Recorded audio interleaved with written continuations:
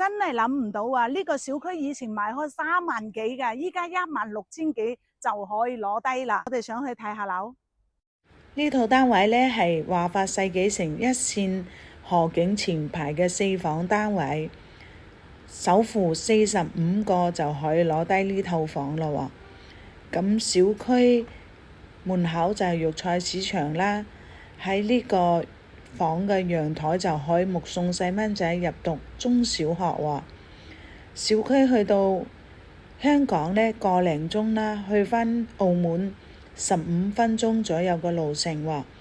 2間房呢就係睇北邊嘅，2間房同埋嗰個客廳都係睇東南面嘅，所以通風效果非常之 OK 嘅。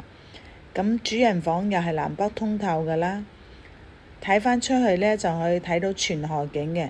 有興趣嘅朋友可以溝3個6。